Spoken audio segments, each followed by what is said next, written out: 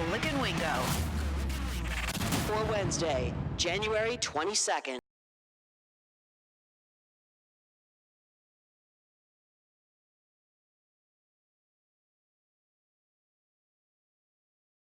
Sides. Oh, no. There are fans involved trying to separate the Wildcats. It's stupid. This one is on Dwan Gordon. Your coach told you to back off and you didn't. There will be consequences. Kansas players got a choice. You can either say, go ahead, dude, get your layup, or you can hunt him down like you did. Hit it with a left, hit it with a right. And he did. That rejoined courtesy of Learfield IMG College. Glad you're with us on a Wednesday morning. Golic and Wingo, ESPN Radio, ESPN News. Look, man, it's 4 hours every day. Day ends and why sometimes you get lost. That's all I'm just saying. We are presented by Progressive Insurance.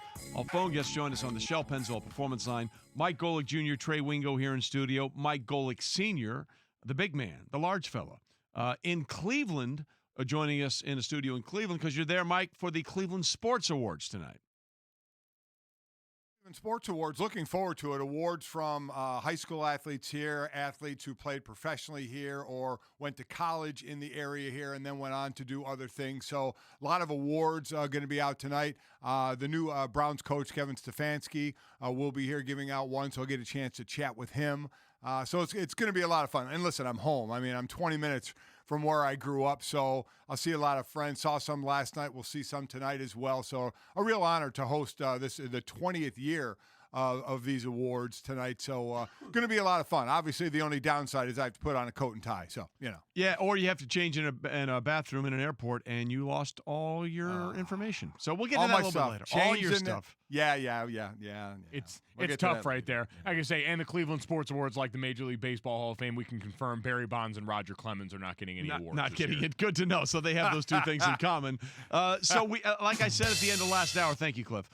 We knew we were going to talk about the Hall of Fame. We did not expect to talk about a massive brawl in college basketball, which happened at the end of the game between Kansas and Kansas State. In Kansas, Kansas was up by 20 points when DeJuan Gordon from Kansas State, who was told by his coach, Bruce Weber, to just back off. We don't have a 20-point play in us. Instead, he went for the steal, tried to get a layup, and D'Souza came in and blocked it into the next time zone. Then stood over him for a second and barked, apparently. And it got messy, and everybody came off the bench. There were punches thrown. D'Souza at one point held up a chair. He did not throw it, but he held up a chair. Here's how it all sounded when it all went down. 5 seconds to go. DeJuan Gordon with the steal. He will take it down, and it's blocked by Silvio D'Souza. And then he stands over the Wildcat. Uh-oh, we've got a problem now as the bench is empty. You just cannot. Oh, we've got punches thrown now. Oh, no, this is so awful. We've got a brawl going here between KU and K-State with no time on the clock. Down by the student section. Yeah, down by the student section to our left. Near the K-State bench. And this is a mess. The fans booing. This is not good at all. And it will continue to be not good because there will be massive suspensions coming. And we'll get into the punishment in a minute. But first, let's hear from both coaches because obviously both sides feel like their players on some level did something wrong. Let's start first with Bruce Weber, the Kansas State head coach, who basically said he told his guys, including Gordon, to back off, and Gordon didn't. I told them to back off. I don't, but he's a competitive guy. I don't want to take that fire out of his belly, but he also got to be smart. And all we talk about is act right, treat people right, play the right way. And that's been our way at K-State. That came probably, I don't know if Coach Snyder said it, but that's how he brought his guys along. That's what makes K-State special. And, it probably shouldn't have happened. So, life lessons, that's what we talked to them about in the locker room. And good fortune, no one got hurt. And hopefully no major situation from it. Well, there's going to be major penalties, no doubt about it. So then that was Bruce Weber talking about Gordon and what he did, and then Bill Self then explained the situation with D'Souza and why what he did, basically standing over him like that, was the exact opposite of what D'Souza thought he was doing. Obviously, it's an embarrassment. It's not something that you'd be proud of. this what happened is absolutely zero signs of toughness. It's a sign of immaturity and selfishness more so than it is toughness. So if I was a fan watching, obviously, depending on what your perspective is, there would be nothing about that would intrigue me to want to watch more. You won't be watching more of D'Souza, as a lot of people think he's played his last game for Kansas. So all of this is now time for Straight Talk, brought to you by Straight Talk Wireless. Junior and Mike, the best way to describe this for someone else in a different sport is this was like if you're down by 3 touchdowns, somebody takes victory formation and you dive over the pile. Yeah, obviously self-talking about D'Souza there saying this isn't toughness or anything like that. Neither is Gordon stealing the ball with 6 seconds left, down 22 points. Like, that doesn't make you tough. That doesn't make you play hard. You had 39 and a half minutes to affect the game in a meaningful way, and you didn't, and your team got dropped by 20. So you just walk off the court and live with it. But instead, and I'm not saying he kickstarted the party or just invited them to fight like this, but listen, you agitate the situation doing stuff like that the same way D'Souza down on the other end agitates the situation by standing over him after there and doing all that stuff. As far as the fight goes, yeah, a bunch of suspensions are going to get handed down. D'Souza, who already missed all of last year because he was the center of what was going on with the FBI probe into Kansas and the NCAA investigation going on there, missed time, probably going to miss a lot more of it. I always kind of recoil when we get really self-righteous about this stuff because you hear a lot of wailing and gnashing of teeth from people and broadcasters when this stuff happens. And Dad, maybe it's just like when you're in sports, you're around so much hyper aggression and you're around so much fighting. And obviously, it's not supposed to bleed into the court like this, but I also don't look at it and say, well, this is the abomination and the worst thing to happen in the sport in I don't know how long. No, I don't either at all. And obviously by the check of Twitter, Mike, you and I are getting hammered because we think Gordon deserves some of the fault, and he does. Gordon lit the match. All right, you want to sit there and say the dude was just playing, he was trying to get a steal. They're down 20 with a couple of seconds ago. You want to make that move? That's fine. You made that move. You know what D'Souza's allowed to do? Block the shot. He's allowed to follow you down and block the shot. Now, where it went from there, standing over him and then the brawl, we get it. But, I don't want to hear this.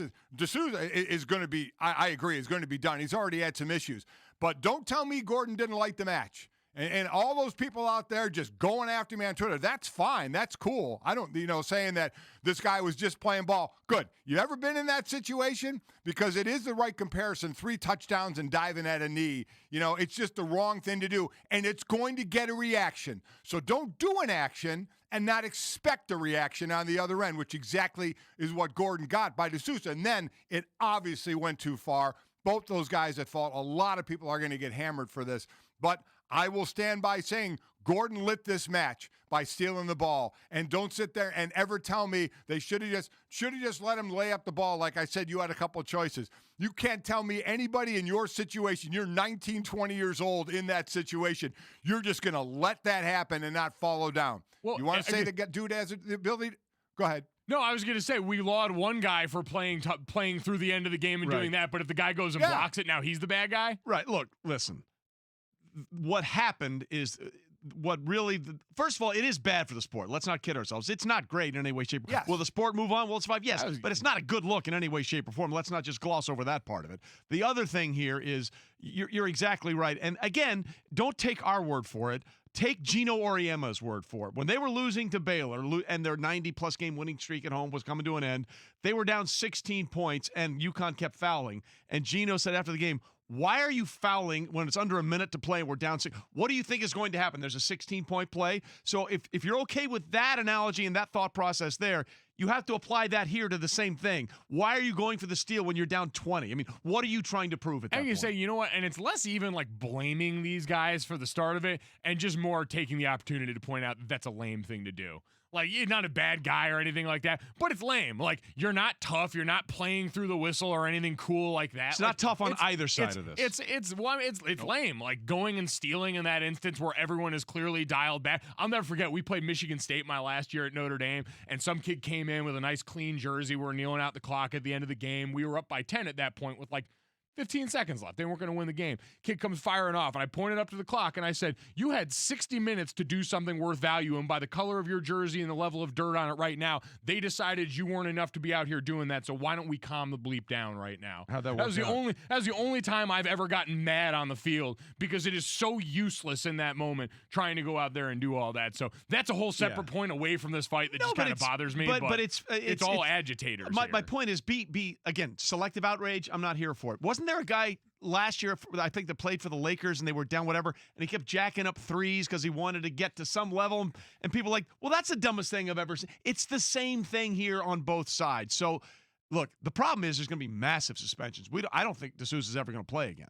Yeah, well, I can say that for Kansas especially, who is a team that obviously every year is expected to win the Big 12, and we know everything that's been going on around them, like, it's been strange. Like, after we started the year with the focus on Kansas for everything that was going on with all these NCAA investigations, it had felt relatively quiet lately, and it seemed like they had been allowed to go and just play basketball. Now the spotlight is firmly on you again in a very negative way. Right. So, again, this is not a Kansas basketball decision. This is not a K-State basketball decision. This will be a Big 12 decision in conjunction with both the administration for Kansas State and the University of Kansas.